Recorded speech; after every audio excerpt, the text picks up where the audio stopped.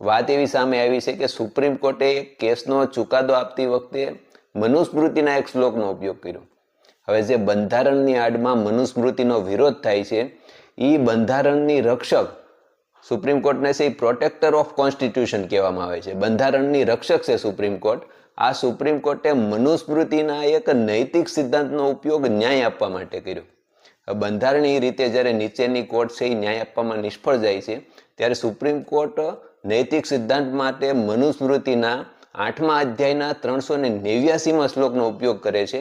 Case એવી બાબતનો હતો કે એક વિધવા પુત્ર વધુને એની સસરાની સંપત્તિમાંથી નિર્વાહ ભથ્થું આપવું કે નહીં, એનો ભાગ આપવો કે નહીં. હવે સીધી વાત છે કે સસરાની સંપત્તિમાં એના પુત્રનો ભાગ હોય, પણ પુત્ર ગુજરી જાય તો એની પુત્ર વધુનો ભાગ હોય અથવા તો એનાથી એનો ભાગ આપવો પડે.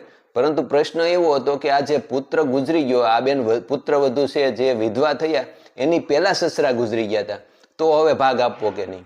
આ બાબતે પ્રશ્ન ઊભો થતા નીચેની કોર્ટ છે નિર્ણય આપી શકતી નથી. ત્યારે છે ને સુપ્રીમ કોર્ટની અંદર છે એ સુપ્રીમ કોર્ટના જજ મનુસ્મૃતિના એક શ્લોકનો ઉપયોગ કરે છે અને એમાં એવું છે કે કુટુંબના વડાની નૈતિક જવાબદારી બને છે કે તે માતા પિતા પુત્ર અને સ્ત્રીને છે એ ઘરમાંથી બહાર કાઢી શકતા નથી, અથવા તો એની નૈતિક જવાબદારી બને છે કે એને સાચવી રાખવા.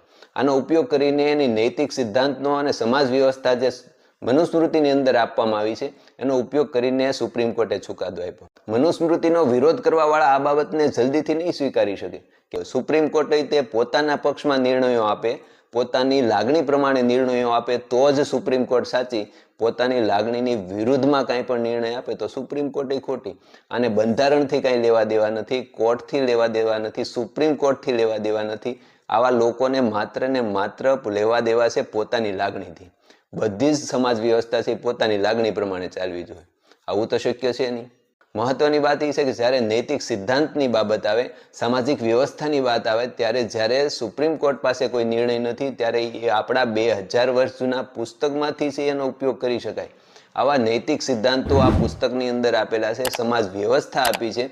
ભવિષ્યમાં એવું બની શકે કે જ્યારે બંધારણ અથવા તો ન્યાયિક બાબતો છે વામણી સાબિત થાય ત્યારે નૈતિક સિદ્ધાંત માટે, સામાજિક વ્યવસ્થા માટે આવા પુસ્તકોનો ઉપયોગ કરી શકાય.